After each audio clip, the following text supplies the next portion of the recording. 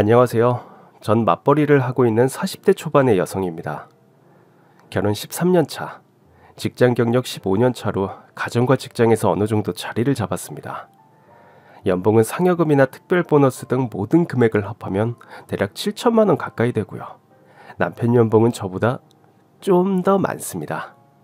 아이는 딸만 하나 있는데 초등학교 4학년으로 올해 11살이 되었네요. 매일 응원봉을 들고 NCT 드림에 빠져 사는 딸아이와 티격태격하면서도 이런 게 사람 사는 맛이지 하며 살고 있습니다. 유년 시절 부모로부터 사랑과 보살핌을 잘 받지 못했던 저에게 하나밖에 없는 제 딸은 무엇보다 큰 재산이자 보물입니다. 전 어려서부터 엄마랑 둘이 살았고 아빠에 대한 기억은 별로 없어요. 겨우 생각나는 거라곤 엄마와 아빠가 언성을 높이며 싸우는 모습이 전부입니다. 그 이유는 아마도 엄마의 외도 때문이었을 거예요. 제 어린 기억에도 엄만 아빠가 출근하면 몰래 남자를 집에 데려와서 술을 마시거나 요리를 시켜 먹고 놀았어요. 어떨 땐 시내 술집이나 커피숍에 절 데려가기도 했어요. 어린 마음에 향긋한 김이 나는 커피를 홀짝이는 어른들을 보며 저게 무슨 맛일까 궁금했던 기억이 납니다. 전 어릴 때라 그 남자들이 다들 친한 삼촌이라고 생각했어요. 엄마가 그 남자들이 삼촌이라고 했으니까요. 삼촌들은 대부분 절 봐도 별 관심이 없었고 간혹 저에게 과자를 사주거나 제 손에 용돈이나 하라며 지폐를 쥐어주는 삼촌도 있었습니다. 네가 영주냐? 엄마 닮아서 예쁘게 생겼구나. 자기 딸 몇 살이라 그랬지?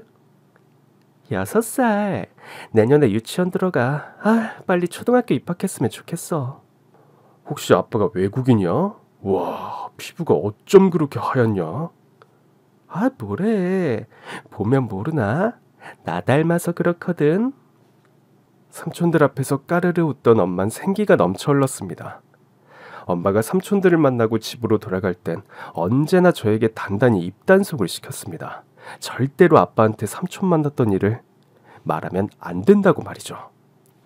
영지야, 오늘 삼촌 만난 건 아빠한테 비밀? 알지? 응, 비밀. 근데 엄마, 왜 아빠한테 비밀로 해야 해? 그건 영지랑 엄마랑 친하니까. 친한 사람은 비밀을 간직하는 거야. 우리 비밀은 어떤 일 있어도 지켜야 하는 거 알지? 약속해. 응, 엄마, 비밀 절대 지켜. 약속. 전 엄마와 한 비밀이니까 단 한 번도 아빠에게 삼촌 이야기를 꺼낸 적이 없습니다. 그럼에도 엄마의 수산쩍은 행동을 의심하던 아빤 몇 번이고 엄마의 외도 사실을 눈치채고 말았습니다. 그럴 때마다 엄만 적반하장으로 아빠한테 화를 냈고요. 그러면 두 분은 고함을 치며 싸우고 서로 욕을 하며 싸우고 서로 무시하며 싸웠습니다. 언젠가 엄마 아빠가 무섭게 치고받고 싸운 적이 있습니다. 엄마가 여고 동창 친구들이랑 1박 2일로 여행 간다고 했는데 엄마랑 강릉 앞바다에 있어야 할 엄마 친구가 패밀리 레스토랑에서 가족들과 식사 중인 걸 아빠가 목격했기 때문이죠. 하필 그 식당은 제가 가고 싶다고 해서 갔던 곳이었고 왜 아빠가 엄마 친구한테 굳이 가서 인사를 건네는지 그 이유를 그땐 잘 몰랐습니다. 미정이 아줌마가 여행 가지 않은 걸 재차 확인한 아빤 당장 엄마에게 전화를 걸어서 지금 누구랑 있냐고 다그쳐 물었습니다. 당신 지금 어디야? 누구랑 있어? 몇 번을 말해. 강릉 여행 간다고. 미정이, 현숙이, 봄내 우리 사총사 여행이라고 했잖아. 자꾸 왜 했던 말 또 하게 만들어. 미정씨, 당신 친구 미정씨 지금 내 눈앞에 있는데 내 앞에서 자기 가족들이랑 밥 먹고 있는 미정씨는 도플갱어야? 어? 여보, 그게 아니라 지금 당장 1시간 내로 내 눈앞에 안 나타나면 당신 이혼이야. 그날 밤 엄마가 커다란 여행용 가방을 들고 조심조심 집으로 돌아왔을 때 마침 저에게 라면을 끓여주던 아빠는 엄마를 보자마자 김치 그릇을 엄마를 향해 던졌어요. 에휴, 나가. 여기가 어디라고 들어와? 여보, 뭔가 오해를 했나 본데. 미정이만 안 가고 다른 애들은 다 갔어. 보자니까 내가 보자기로 보여? 어? 어린 새끼 놔두고 나가서 바람핀 년이 무슨 낯짝으로 기어들어와? 식탁 머리 위로 숟가락 젓가락이 날아다니고 아빠가 화분도 던져서 와장창 벽에 부딪혀 깨졌어요. 난장판 속에서 엄마는 머리에 무언가 맞아서 엄마는 피를 흘리고 아빠는 우리 헤어지자 이혼해 하면서 지갑을 챙겨들고 밖으로 나가버렸습니다. 전 말리지도 못하고 공포에 떨고 있었는데 그 난장판 속에서 피를 뚝뚝 흘린 채 엄마가 절 노려보며 말했습니다. 이게 다 너 때문이야. 네가 비밀을 안 지켜서 라고 했습니다. 아니야 엄마, 난 아무 말도 안 했어. 제가 울면서 사실을 말해도 엄마는 들어주지 않고 방으로 들어가 버렸습니다. 전 정말 나 때문에 엄마 아빠가 이혼한다는 생각이 들어서 너무 겁이 났습니다. 이혼을 하면 난 누구를 따라가지? 날 버릴 건가? 극도록 두렵고 불안한 마음으로 울다 지쳐 잠들었던 것 같습니다. 그러고 얼마 안 있어 부모님은 이혼을 하셨어요. 더 이상 바람피는 엄마를 참지 못하겠다며 이혼한 아빤 절 데려가려고 했지만 엄마가 완강히 거부했어요. 아이는 엄마가 키워야 한다면서 절 데리고 갈 거면 자기를 죽이고 가라고 협박을 하며 미친 듯이 고함을 질렀습니다. 어린 제게도 너 엄마랑 산다고 했잖아. 그래 안 그래? 하면서 제 대답을 종용했고 전 엄마가 너무 무서워서 마지못해 엄마랑 살 거야 라고 답했습니다. 나중에 알고 보니 이것은 철저히 계산된 노림수로 엄마가 아빠에게 양육비를 받기 위해서 제가 필요했던 거였어요. 그렇게 전 엄마랑 살게 되었고 그때부터 제 인생의 악몽이 시작되었습니다. 아빠가 떠난 뒤 엄마는 대놓고 이 남자 저 남자를 만났어요. 아빠 몰래 만나던 남자들을 집으로 데리고 오는 건 일상이었고 밖에 나가서 만나는 날엔 며칠이고 집을 비우기도 했어요. 물론 먹을 밥도 해놓지 않아서 전 배를 골기 일쑤였고요. 전 엄마에게 보호받고 사랑받고 있다고 느낀 적이 없어요. 엄만 절 엄마 인생의 장애물이자 걸림돌이라며 절 방치하고 학대했습니다. 엄마랑 살던 집은 변두리의 오래된 복도형 아파트였는데 복도에서 저 멀리 기묘한 바위들로 이루어진 산과 구 도서관, 초등학교 운동장이 내려다 보였습니다. 전 종종 복도에 서서 오지 않는 엄마를 기다리며 바람을 쐬고 서 있곤 했어요. 어느 날 옆집에 살던 아주머니가 어린애가 맨날 복도에 서서 바깥만 쳐다보고 있으니 이를 이상하게 여기고 저에게 말을 걸어주셨어요. 얘, 너 505호에 새로 이사 왔지? 네. 집에 안 들어가고 왜 맨날 여기 서 있니? 거기서 뭐해? 엄마 기다려요. 엄마가 일하러 가셨어? 네, 그런 것 같아요. 아휴, 아침부터 나와 있던데 밥은 먹었니? 아니요. 아이 왜? 밥이 없어요. 옆집 아주머니는 절 씻기고 밥도 먹이고 해서 전 엄마가 없을 땐 옆집으로 가서 시간을 보냈습니다. 옆집엔 저보다 3살 많은 지은이 언니도 있어서 언니랑 소꿉놀이를 하거나 학교놀이, 병원놀이를 하면서 놀았어요. 전 지은이 언니에게 한글과 구구단을 배웠습니다. 언니 옷도 물려 입었고요. 초등학교 들어가서도 언니가 숙제를 봐주고 절 챙겨준 덕분에 학교 생활에 쉽게 적응할 수 있었습니다. 아주머니는 저를 둘째 딸처럼 챙겨주셨고 전 우리 엄마에게 받지 못한 가족의 정이란 걸 옆집에서 느꼈습니다. 엄만 제가 옆집에 가서 놀거나 옆집 언니 옷을 입고 있어도 여전히 무관심했고 엄마의 애정사가 제일 중했어요. 졸업식 때도 전 혼자였고 수업에 필요한 준비물이나 책을 사달라고 하면 엄마의 손찌검이 발길질이 이어졌습니다. 제가 중학생 2학년 올라가던 해 옆집 아주머니가 다른 지역으로 이사를 가게 됐을 때 전체 인생 처음으로 세상이 무너지는 좌절과 절망감을 느꼈습니다. 옆집 아저씨가 사업이 망해서 부산에 내려가 있었는데 거기에서 어느 정도 자리를 잡았다고 가족들을 불러내렸고 그렇게 제가 가족처럼 믿고 따랐던 2사람이 제 곁을 떠나게 됐어요. 그때 옆집 아주머니는 제가 눈에 밟히고 걱정돼서 엄마에게 절 잘 보살펴달라고 당부를 했는데 엄만 대체 옆집에 가서 무슨 말을 했길래 옆집 아줌마가 잔소리를 하냐며 저에게 손찌검을 했어요. 그때 엄마한테 죽도록 얻어터지면서 전 세상을 다 잃은 듯이 펑펑 울었는데 그건 맞아서 아픈 것보다 옆집 아주머니와 언니와 헤어지는 것이 너무너무 괴롭기 때문에 흐르는 눈물이었습니다. 그날 이후 저에게 엄만 그냥 호적상 보호자일 뿐 엄마에게 그 어떤 감정도 다 사라졌습니다. 내 인생에서 점점 엄마란 존재를 지우는 연습을 시작했던 것 같아요. 아빠도 남이나 다를 바가 없었어요. 제가 초등학교 6학년 때까지 가끔 연락하고 한 번씩 만나서 밥도 먹고 용돈도 주시고 했는데 제가 중학교 입학할 무렵 해외에 발령이 나서 헤어지게 됐습니다. 아빠가 머나먼 타국에 살게 되면서 차츰 연락이 끊겼고 나중엔 연락하기도 서먹하고 어색해서 자연스럽게 멀어졌습니다. 때문에 전 슬프게도 최악의 사춘기 시절을 보내야 했어요. 친구들은 제가 예쁘고 착하고 공부를 잘하고 정말 아무런 걱정 없이 밝다고 생각했는데 그 시절 전 한없이 외롭고 슬프고 어두웠습니다. 아무도 모르게 혼자서 얼마나 울었는지 이루 다 말할 수가 없습니다. 고등학생이 되면서 전 알바를 해서 악착같이 돈을 모으고 공부를 했습니다. 집에 머무는 시간이 줄어드니 그나마 살만했어요. 집보다 학교가, 집보다 알바 장소가 편했습니다.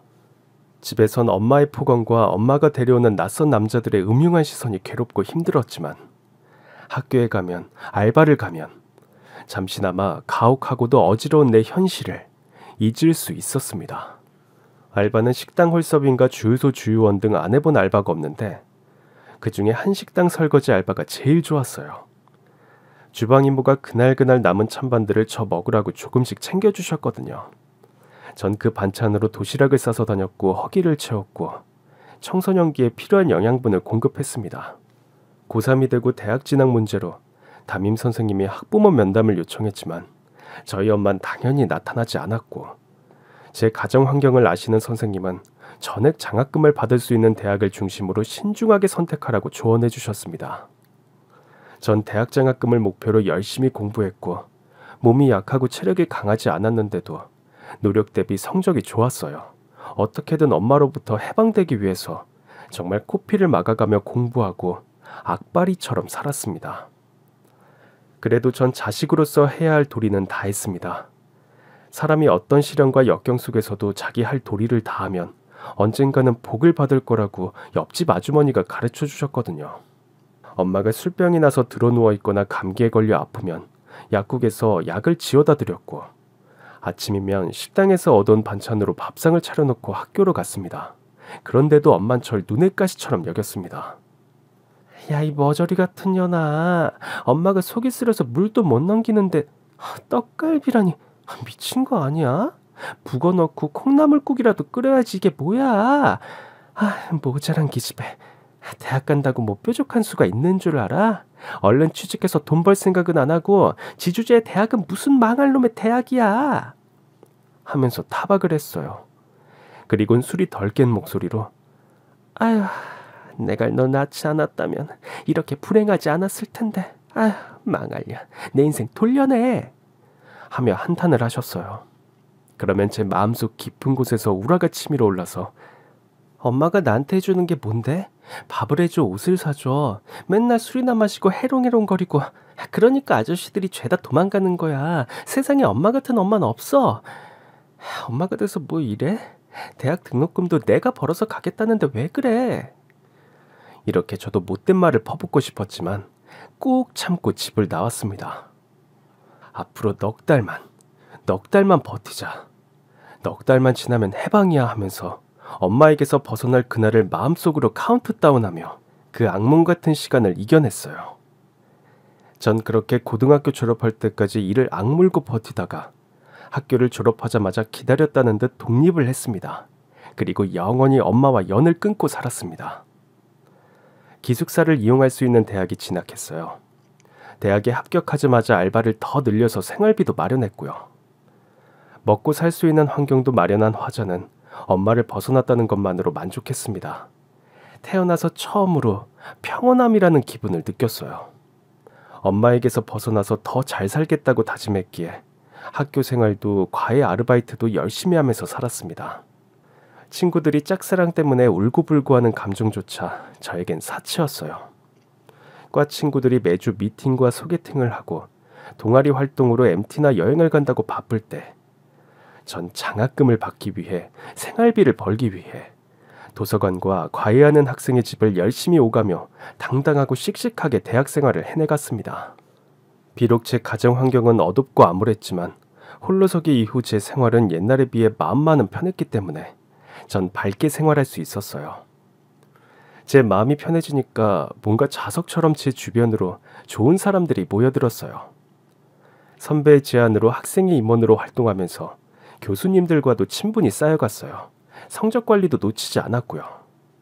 이렇게 전체 열정과 노력, 인맥을 동원해 대학 생활을 원만하게 보내고 좋은 기회가 주어져서 우리나라 재계 5위 안에 손꼽히는 대기업에 입사하게 되었습니다.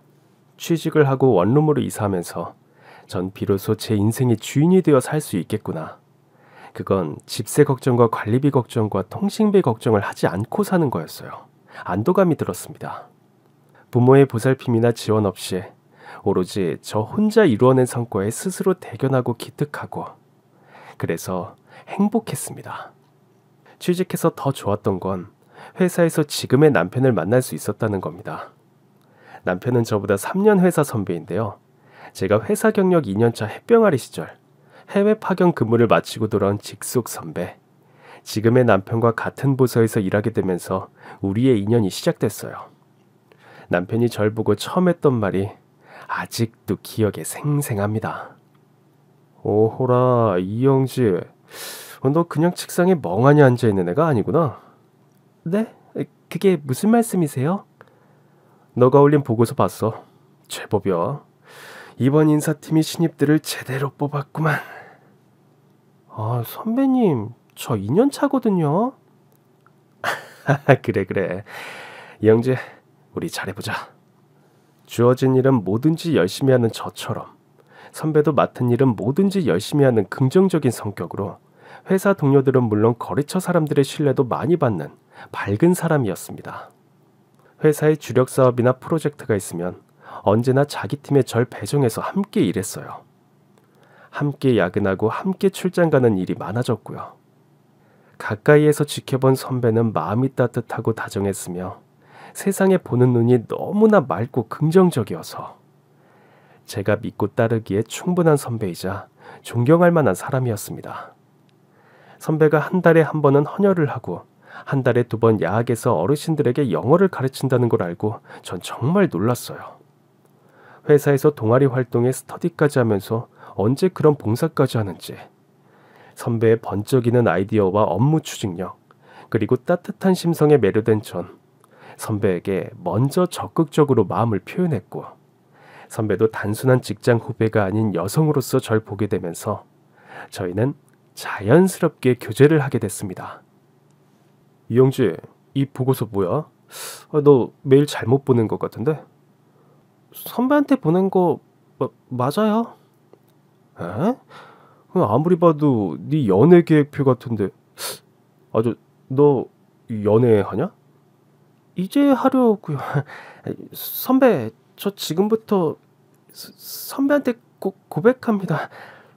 저 선배 좋아해요. 저랑 사귀어 주세요. 제가 싫으신가요? 아니, 그건 절대 아니요. 그럼요. 혹시 좋아하는 다른 사람이 있어요? 아니야, 그런 거. 그럼요. 아이, 이 녀석, 내가 먼저 고백하려고 했는데 선수를 뺏겨서 그런다, 왜? 아이, 넌 고백도 이렇게 빠릿빠릿하냐. 사실 선배와 관계가 무르익어 가면서 제 마음에 걸리는 무거운 짐 같은 게 있었어요. 네, 바로 제 가정 환경이었죠. 사람과 사람이 만나 연애를 하고 서로를 알게 되면 자연스럽게 가족이나 자라온 배경을 공유하게 되잖아요. 그런데 전 누구에게도 해본 적 없는 제 이야기를 꺼내놓기가 너무 힘들었어요. 그래도 사랑하는 사이에 뭔가를 계속 비밀로 한다는 게 꺼림칙하고 예의가 아닌 것 같아서 어느 날 불우했던 가정 환경과 악몽 같았던 제 어린 시절을 선배에게 털어놓았습니다. 선배한테 말 안 하면 어쩐지 선배를 속이는 것 같아서 말해요. 지금 하는 내 이야기가 부디 선배한테 부담이 안 됐으면 좋겠어. 뭔데 무섭게 이래. 뭐든 괜찮아. 마음 편하게 해. 말하기 힘들면 안 해도 돼. 아니요, 해야 돼요. 할 수 있어요. 선배도 아마 눈치챘을 텐데 우리 집, 그러니까 우리 가족 이야기예요. 말해봐. 그렇게 전 외도를 일삼던 엄마와 아빠가 이혼하게 된 경위와 엄마와 살면서 학대받고 방치됐던 제 어린 시절의 악몽들을 꺼내놓았습니다. 쉽지 않더라고요. 사랑하기에 잘 보이고 싶고 사랑하니까 더 예뻐 보이고 싶은 마음은 누구나 마찬가지 아닐까요? 전 숨기고 싶었던 천덕꾸러기 시절의 나를 있는 그대로 털어놓았습니다.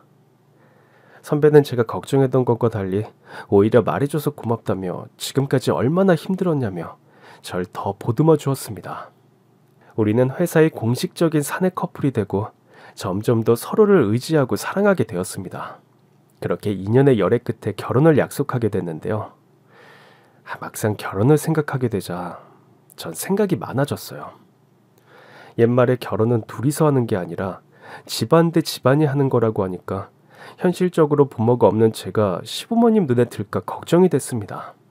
선배는 사랑을 듬뿍 받고 자란 티가 역력했거든요. 선배 부모님은 분식집을 하면서 1남 2녀를 키우셨어요.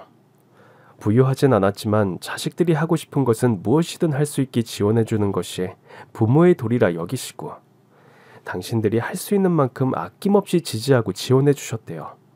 그래서 남편과 시누이들은 비록 가난해도 비굴하지 않고 언제나 당당한 모습으로 성장할 수 있었어요. 선배의 어머님은 선한 얼굴에 제가 꿈꿔왔던 엄마의 이상형. 한없이 다정하고 상냥하고 인자한 분이셨어요. 말도 너무 예쁘게 하셔서 녹음기로 어머님의 목소리를 녹음을 하고 따라 연습을 할까 싶을 정도였는데 알고 보니 독립운동가의 여식이라는 자부심이 엄청나셨어요. 전 상견례 겸 시부모님을 만나고 처음으로 부모님에게 사랑받는 기분을 느꼈습니다. 일찍이 부모의 이혼으로 아빠와 헤어지고 엄마와도 절연하게 된 제 사연을 꼬치꼬치 캐묻지 않으셨고요. 혈육은 있으나 부모는 없는 절 시부모님은 있는 그대로 받아주셨고 가족 문제는 전혀 문제가 되지 않는다며 오히려 더 따뜻하게 사랑으로 안아주셨어요. 그렇게 결혼을 하고 시부모님과 시누이들을 초대해서 저희 신혼집 집들이를 했을 때 옛날 한정식에서 서빙하며 어깨너머로 배웠던 구절판에 회무침에 떡갈비를 야심차게 준비해서 선보였는데요. 가족들이 반찬 하나하나에 감탄을 하면서 맛나게 드셔서 너무 행복했어요. 와, 우리 며느리 얼굴만 예쁜 줄 알았는데 요리 솜씨도 좋네. 장금이야 장금이. 내가 이렇게 고급 요리를 먹게 될 줄 몰랐다. 아유, 복덩이가 들어왔어. 잘 먹을게. 언니, 나중에 이 구절판 요리 레시피 좀 주세요. 언니 손맛 짱이에요. 이야, 오빤 복도 많아? 그렇지. 난 복을 타고난 럭키가이.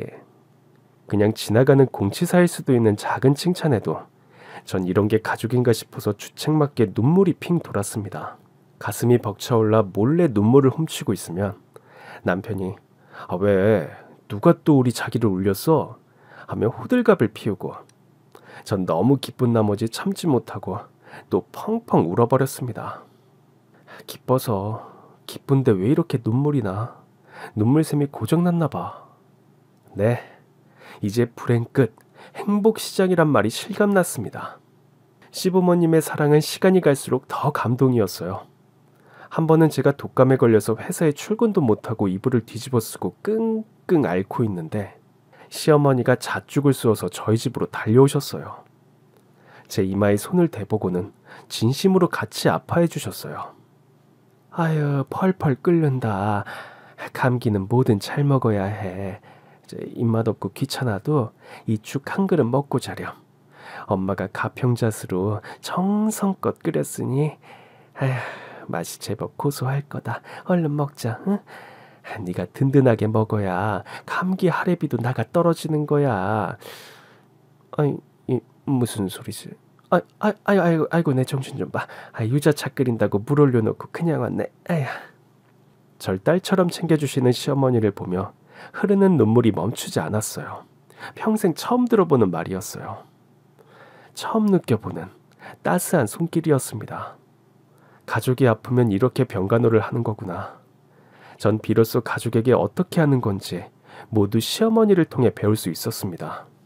내 아이가 태어나도 시어머니처럼 하면 되겠구나 안심이 되었습니다. 어머니 고맙습니다. 제가 너무 아는 게 너무 없어서 답답하시죠? 죄송해요. 아휴, 그게 무슨 말이냐.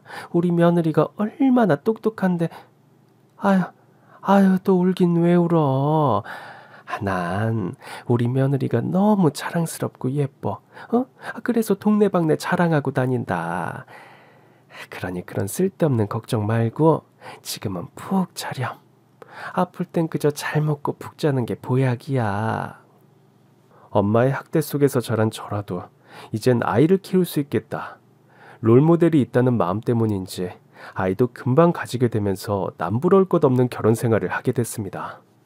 딸아이 출산했을 때 시어머니의 도움을 크게 받았습니다. 산후조리원에 있을 때도 매일 오셔서 절 친엄마처럼 돌봐주셨어요. 그래서 병원에서나 산후조리원에서나 엄마랑 딸이 너무 닮았네요. 모녀가 붕어빵이네 붕어빵이야. 라는 말을 들을 정도였어요. 친정엄마가 필요한 자리엔 언제나 시어머니가 든든하게 그 자리를 채워주셨어요. 아이를 데리고 집으로 갔더니 남편이 미역국을 한솥 끓여 놓았더라고요. 미역국을 잘 끓일 줄 몰랐던 남편이 다른 사람들에게 무럭무럭 끓인 미역국은 정말 감동이었습니다. 그 미역국을 하루에 4번씩 저에게 미역국을 떠서 먹여줬어요. 아기 목욕도 매일 시켜주고 하루에도 몇십 장씩 나오는 오줌똥 기저귀를 남편이 다 손으로 빨았습니다. 나중엔 주부습진까지 생겨 고생을 했는데 남편은 추운 날 기저귀 빠느라 거칠어진 자신의 손을 내보이며 자랑을 하곤 했습니다. 이거 봐, 날마다 기저귀 빠느라 그만 이렇게 쭈글쭈글해졌어. 그 쭈글쭈글거리는 남편의 손은 너무나 거룩하고 자랑스러운 손이었습니다. 남편은 뭐든지 열심히 했기 때문에 직장에서 승진도 놓치지 않았어요. 대기업에서 상급직위로 넘어가는 분은 매우 비좁고 경쟁도 치열하잖아요. 실력과 성과는 기본으로 인사고과를 잘 받아야 하죠. 직장 내 다양한 사람들에게 좋은 평판을 유지해야 하죠.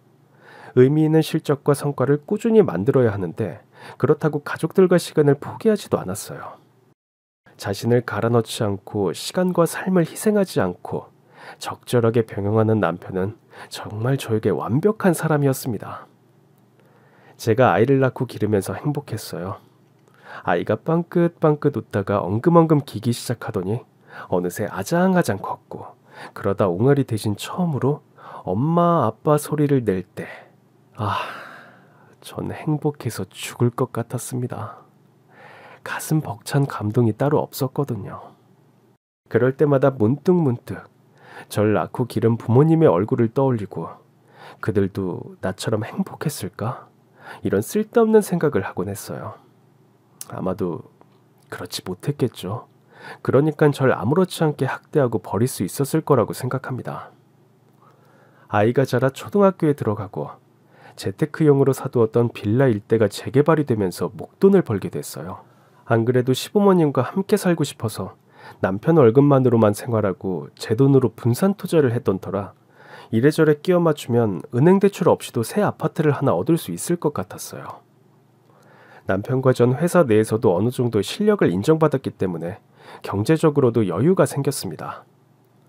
전 우리 가족이 살 집을 물색하던 중 인스타그램에 올라온 사진을 보게 됐는데 바다를 배경으로 커피 한 잔의 여유를 즐기는 감각적인 사진이었어요. 바다 끝에 나오는 조형물과 산을 형세를 유추한 결과 그곳이 유명 오션뷰 신축 주택인 걸 알게 됐고 저도 모르게 홀린 듯 부동산을 알아보게 됐죠. 대지 200평에 건물 90평형 실물을 보는 순간 너무 마음에 들어서 덜컥 계약까지 하게 됐어요. 그리고 남편에게 카탈로그를 보여주며 이 사실을 전했습니다. 이 집 어때요? 우와, 뷰 맛집인데 이런 곳에 사는 사람들은 어떤 사람들일까? 어떤 사람들인지 난 알지? 오, 아는 사람이 여기 살아? 여보, 우리가 살 거야. 여기 나랑 당신, 우리 정원이, 그리고 어머님과 아버님 다 같이. 나 여기 계약했어, 여보. 대박. 당신 언제 이렇게 돈을 모은 거야? 우리가 같이 모은 거지. 여보, 시부모님도 기뻐하실까? 여보, 당신 정말 부모님이랑 같이 살 수 있겠어? 나야 우리 부모님이니까 익숙하지만 자긴 어떨지 불편하지 않겠어? 아니야. 난 오히려 어머님, 아버님 같이 살 수 있어 너무 좋은데? 여보, 고맙다. 안 그래도 우리 엄마 아빠 전세 살면서 이사 다니느라고 진짜 고생 많이 하셨걸라. 아빠한테 얼른 이 소식을 전해드려야지. 행복했습니다. 고등학교 시절부터 악바리처럼 일해왔던 것이 다 이런 행복을 위해서였구나. 그런 만족감을 느끼기도 잠시 저에게 불청객이 찾아들었습니다. 사실 그 전화가 있기 전부터 제 주변에 수상한 낌새들이 있긴 했습니다. 퇴근하고 귀가했을 때, 주말 가족들이랑 마트를 다녀왔을 때, 집에 들어서면 누가 저를 꼭 지켜본 듯이 집으로 전화를 했어요. 전화를 받으면 아무런 말도 하지 않고 그냥 끊기를 서너 번. 대체 이게 무슨 일인가 기이하게 여기고 있을 무렵 그 여자에게서 전화가 왔습니다. 거의 20년 만에 들어보는 엄마의 목소리였어요. 여보세요? 영진이? 예? 누구? 나다, 엄마. 어쩐 일이세요? 어떻게 넌 연락 한 통 안 할 수 있냐? 엄만 딸이 얼마나 보고 싶었는데. 저를요? 왜요? 아니, 엄마가 딸을 보고 싶어 하는데 무슨 이유가 있어? 아휴, 넌 어쩜 그렇게 무심하니? 엄마가 잘못하긴 했지만, 그렇다고 혈육애정을 그렇게 싹도 칼같이 자르고 살아? 전 엄마가 울고 불며 절 보고 싶었다고 하니까 잠시 정신이 없었어요. 아니, 너무 오랜만에 연락이라 엄마 목소리를 듣고 좀 반가웠는지도 모르죠. 아무튼 엄마의 우는 목소리에 전 마음이 한없이 약해졌습니다. 지금 내가 살기 편하고 행복해서 그런가 문득 엄마를 만나보고 싶다는 마음마저 올라왔죠. 엄마 잘 지내시죠? 아니, 엄마는 못 지내. 어떻게 잘 지내? 딸을 그렇게 보내고. 아유, 엄마가 잘못했어, 딸. 정말 엄마가 죄인이야. 매일같이 참회 기도하고 있잖아. 지금은 어디 사세요? 너랑 가까운 데 살아. 내가 나이가 드니까 우리 딸 한번 봐야지 싶어서 대학교에 전화를 해서 네 소식을 물었잖니. 주소지가 너무 가까워서 엄만 한 걸음에 달려가고 싶은 마음을 꾹 참고 이렇게 전화를 하기로 했단다. 그저 내가 미안하고 또 미안해서 그러지. 이런 걸 결자해지라고 하나요? 엄마의 학대 때문에 절연했는데 엄마가 과거를 뉘우치고 사죄를 하니 마음이 좀 풀렸습니다. 결혼하고 아이를 낳고 시부모님과 행복이 넘치는 상태였기 때문에 과거의 악몽도 더 이상 절 괴롭히지 못할 거라 자신했던 것 같아요. 그렇게 엄마와 다음에 한번 만나자는 약속을 하면서 전화를 끊었습니다. 이제 제 인생은 꽃길만 펼쳐질 것 같은 기분이었어요. 하지만 그건 저의 엄청난 착각이었습니다. 그날은 가족들과 오션뷰 주택을 보러 간 날이었습니다. 아들 손주들이 살 집이라고 같이 보러 오신 시부모님은 너희끼리 잘 살면 됐지. 우린 다 늙어서 괜찮아. 니들 불편하게 왜 그러냐? 손사래를 치시면서도 아이고, 여기다가 텃밭을 만들면 상추, 가지, 토마토 키워 먹는 재미가 쏠쏠하겠다. 여보, 여기 좀 봐. 안방에 목욕탕이 들어있고 창밖으로 바다가 보이네. 아이고, 이게 무슨 호사요. 말로만 듣던 호텔 같은 집이네. 하면서 어린아이처럼 좋아하셨어요. 어머님, 우리 같이 살아요. 어머님 일평생 소원이 이런 주택에서 한번 살아보는 거라고 하셨잖아요. 제가 그 소원 이뤄드리고 싶어서 정말 악착같이 돈을 모았답니다. 어쩜 얘는 내가 그냥 지나가는 말로 했던 말을 다 기억하고 이렇게 우리까지 생각하더니 고마워서 어떡하니. 그래, 며느라가 살다 네 덕분에 이런 호강을 다 누리는구나. 아버지, 어머니, 저 섭섭합니다. 부부는 일심동체에 저도 같이 벌었거든요. 아이고 내 새끼. 너도 고생 많았지? 너희들 정말 장하구나. 엄마, 내 방은 어디야? 딸아이 손을 잡고 아이 방으로 들어가려는데 갑자기 현관문에 인기척이 느껴졌어요.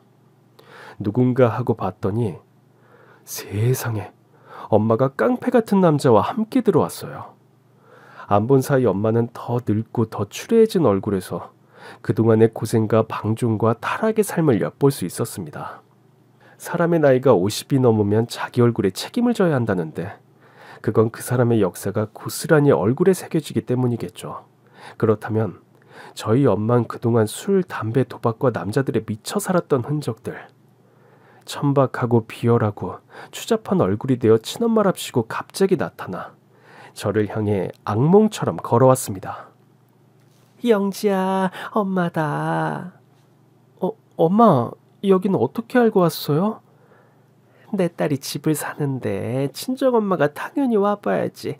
그게 엄마의 도리 아니겠니?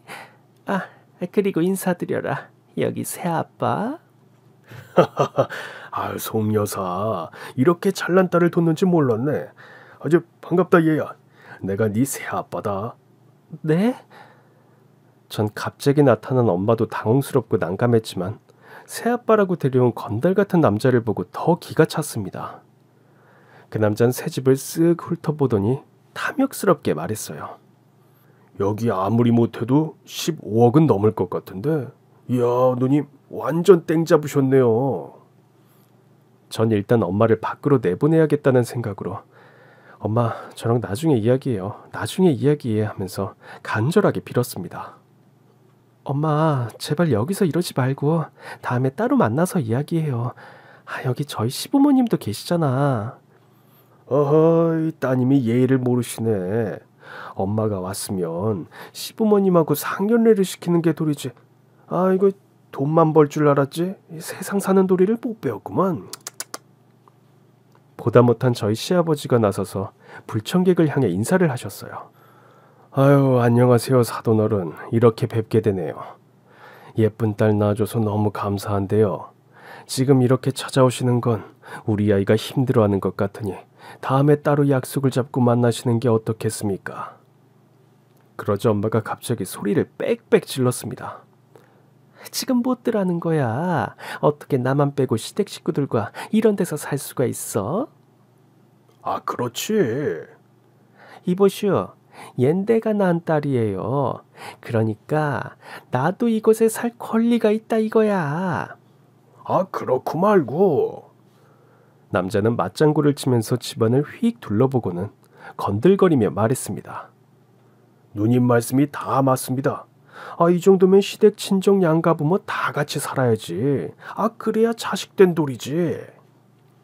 그런데 뭐? 나더러 나가라 마라 하는 거야. 아이씨. 누가 누구를 가르치려고 들어? 엄마는 무식하게 욕하면서 어쩌라는 식으로 달려들었습니다. 엄마의 상스러운 욕과 뻔뻔한 행동에 전 기가 차서 눈물이 차올랐어요. 엄마의 전화를 받고 잠시 마음 약해졌던 제 자신이 너무 한심한 거 있죠. 당장 나가라며 울면서 차 밖으로도 엄마는 내 손을 뿌리치고 깡패 같은 남자와 이방저방을 구경하며 휘젓고 다녔습니다. 그래, 안방 욕조엔 월풀이 있어야지. 좋다 자기야. 여기 뷰도 끝내주지. 누님, 이런 데 살아보는 게 소원인 거 아시죠? 와, 진짜 딸 하나는 제대로 뒀네. 영지야, 집 좋다. 우리가 차도 바꿔야 하고 생활비도 필요하고 그래. 대기업 다니면 은행 대출도 좀 받아주렴? 아니지. 내가 지금 살고 있는 집을 네가 인수해서 원리금은 네가 갚고 임대 수익은 내가 생활비로 쓰는 게 어떠냐? 부모한테 이 정도도 못하면 그게 자식이랄 수 있냐? 기가 찼습니다. 20년 만에 갑자기 나타나서 엄마랍시고 생활비를 달라, 집을 사달라, 같이 살자 이러는데 잊고 살았던 악몽이 되살아나는 기분에 전 숨을 제대로 쉴 수가 없었습니다. 창백해진 제 낯빛을 보고 남편이 절 잡아 자기 어깨에 기대게 했습니다. 화가 난 남편이 열받아서 그 여자를 향해 소리를 쳤습니다. 대체 친엄마란 분이 왜 이러세요? 그동안 영지한테 해주신 게 뭐가 있다고 이러시는 거냐고요? 사위, 내가 못해준 게 뭔가? 내가 고등학교 때까지 영지를 먹이고 입히고 재우고 다 했는데 무슨 말을 그렇게 섭섭하게 하나? 제가 모를 줄 알아요? 영지가 어릴 때부터 당신한테 맞고 욕먹고 자란 거 다 알아요. 영지가 신고하는 게 다행인 줄 아세요?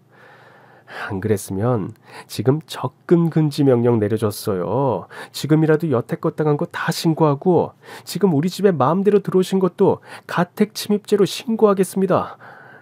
그러니 빨리 나가주세요. 빨리 나가시라고요. 가택 침입? 그럼 저 사람들은 가택 침입이 아니고 나만 가택 침입이냐? 김 사장, 시부모님은 됐고 친정엄마는 안 된다네. 이런 법이 세상 천지에 어디 있어? 안 그래, 김 사장? 누님, 말로 해서는 안 될 것 같은데요?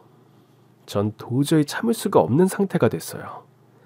시부모님과 내 딸아이가 있어서 차마 말하지 못했던 제 이야기를 제 속에 쌓여있던 오래된 한과 울분을 미친 듯이 토해내기 시작했습니다. 절연했던 사람과 다시 연을 끊는 게 뭐가 어렵겠습니까? 그만하세요, 제발 그만. 대체 저한테 왜 이래요? 어릴 때 엄마가 저한테 옷 한 벌 사준 적 있으세요? 초등학교 때 책 한 번 사준 적 있어요? 학교 준비물이란 게 있다는 걸 알기나 했어요? 준비물 산다고 돈을 달라고 하면 늘 맞았어요. 그것도 늘 옆집에서 얻었어요. 밥도 반찬도 제대로 해준 적이 없었고요.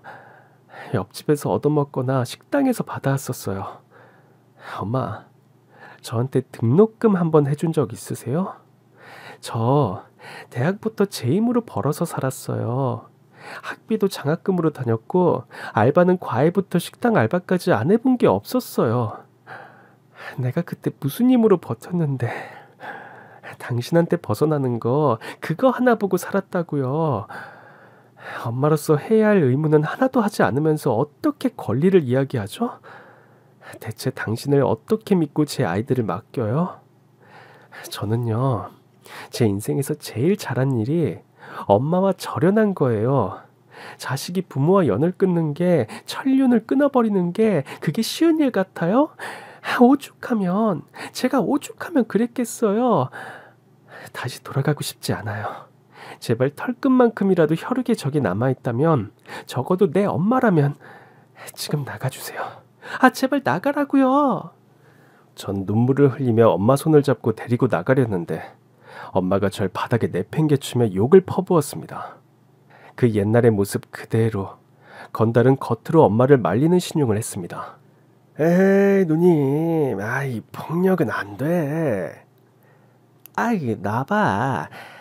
내 집 놔두고 내가 어딜 나가. 너 말 잘했다. 내가 너 코아원 안 보내고 거두느라고 얼마나 힘들었는지 알아? 내 인생은 너 때문에 불행해졌는데 불쌍한 내 인생은 누가 보상해줘? 이제 너가 살만하면 나한테 보답을 하는 게 인지상정 아니야? 이제 나 곧 환갑인데 다른 집은 엄마한테 해외여행이다 용돈이다 파리바리 선물하고 꽃다발도 주는데 환갑잔치는 못해줄 망정. 딸내미 하나 있는 게 이렇게 모질다 모질어. 이 불효 막심한 년아. 그 여자의 모든 말이 역겨워서 토할 것 같았어요. 학창시절 저를 학대하고 학업에 열중할 수 없게 알바까지 하게 만들었던 사람이 이제 자식이 자력으로 작은 성공을 이루었다고 나타나서 인생에 빨대를 꽂으려는 것이 너무 얄밉고 너무 뻔뻔하고 너무 미웠습니다. 그때였어요. 이 모든 이야기를 듣고 있던 시어머니가 벌개진 얼굴로 먼지털이 총채를 손에 들고 무섭게 버럭 소리를 지르셨어요. 그 모습은 마치 대한독립 만세를 외치는 유관순 열사 같은 포스로 기계가 넘쳤고 단전에 힘을 주어 내뱉는 소리는 거실에 우레와 같이 울려 퍼졌습니다. 야! 이 미친 여편에 당장 나가지 못해? 네가 감히 여기가 어디라고 새 서방을 데리고 나타나 이 집을 뺏으려고 드느냐? 여긴 우리 아들과 며느리의 피땀으로 일군 보금자리다. 지금까지 아끼고 아껴서 모은 돈으로 마련한 귀하디귀한 집을 어디 감히 언감생심 차지하려고 들어? 그러고도 니년이 엄마란 말이 나오느냐? 시어머니는 한 걸음 더 나아가며 대한독립을 외치듯 고래고래 고함을 치셨습니다. 그래, 니년이 지금 엄마라고 주장한다면 내 한번 물어보자. 이 아이가 아플 때 넌 뭘 했느냐? 이 아이가 배고파 올 때 넌 어디에 가 있었느냐? 이 아이가 외로워 울 때 넌 대체 어디 가서 무얼 했느냐 이 말이다. 엄마가 필요할 땐 방치하고 보살핌이 필요할 땐 학대하고 사랑으로 대도 모자란 아이에게 폭언하고 폭행했던 그 더러운 입으로 뭐? 자식의 도리를 말해? 지나가던 개들이 웃겠다. 가족은 소중하고 피는 물보다 진하다는 말도 부모의 도리를 다했을 때 가능한 말이거늘. 다시 한번 묻겠다. 자식을 사랑하고 보살피고 자산을 물려주는 부모로서 자식에게 마땅히 해야 할 부모의 도리는 다 했느냐? 만일 아니라면 네가 지금 여기 이러고 있는 건 도둑차범의 행위나 다름없다는 걸 잘 알겠지. 말하지 않아도 지금까지 그리 살아온 인생인 듯하니 경찰 부르기 전에 둘 다 썩 나가라. 시어머니는 먼지털이로 두 사람을 털어대며 나가게 했습니다. 우리는 시어머니의 처음 보는 모습에 당황했지만 이내 시어머니와 함께 두 사람을 집 밖으로 내몰았습니다. 엄만 생각보다 강한 시어머니의 모습에 기가 죽긴 했지만 뉘우침 없이 버티려고 들었는데요. 때마침 요란한 사이렌 소리와 함께 새 집으로 경찰이 들이닥쳤습니다. 신고받고 왔습니다. 주거 침입이라고요? 남편과 제가 어리둥절해 있는데 우리 딸아이가 휴대폰을 경찰에게 들이밀고 울먹이며 말했습니다. 경찰 아저씨, 저 할머니가 우리 엄마 이렇게 때리는 거 제가 다 영상으로 찍었어요. 딸아이가 욕실에 숨어 있다가 거실에 낌새가 수상해서 경찰에 신고하고 영상을 촬영한 거였어요. 경찰의 등장에 건달과 엄마는 몹시 당황했습니다. 저는 아무 짓도 안 했습니다. 아직 여기 사람도 안 사는데 주거 침입도 아니고요. 전 죄 없습니다. 이 집 계약한 사람들이 나가라고 했는데도 안 나가면 그게 주거 침입이야, 이 사람아. 이제 오해가 있나 본데. 난 이 집 식구예요. 제가 우리 딸이라고요. 경찰이 이 말이 맞냐는 듯 저를 쳐다보았습니다. 전 큰 소리로 대답했습니다.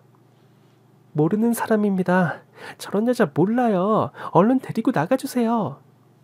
경찰이 두 사람을 데리고 나간 뒤 시어머니는 다리에 힘이 빠져서 주저앉고 전 온갖 서러운 마음에 엉엉 울었습니다. 시어머니는 저를 안아주시면서 우리 아가가 저런 사람 밑에서 얼마나 힘들었니 하시면서 같이 울어주셨습니다. 제 딸아이도 제 옆에 와서 엄마 할머니 하면서 엉엉하고 눈물을 터뜨렸습니다. 남편과 시아버지까지 눈물을 흘리며 서로를 안아주고 위로해 주었습니다. 가족이란 끈끈한 정과 힘을 느끼게 했던 오열의 시간이 흐르고 저흰 그 집에 시부모님과 함께 들어가 살게 됐습니다. 그 뒤로도 엄만 잘못했다며 연락을 해왔지만 전 이제 그 사람을 모릅니다. 그날로 전 접근 금지 가처분 신청을 하여 저와 제 가족의 안전을 확보해 놓았습니다. 이렇게 제 사연을 다 들려드렸네요. 다들 씨얼드다 못하는데 저에겐 시댁 식구들이 진짜 가족 같아요. 피는 물보다 진하다고 하지만 글쎄요. 혈육이었던 엄마보다 어릴 적 옆집에서 가족의 정을 느꼈고 지금도 시댁에서 느끼고 있어요. 지친 하루를 보내고 돌아와 마음 편히 누일 수 있는 따뜻한 가정이 저에게도 생겨서 행복합니다. 여러분도 행복하시길 빌어요.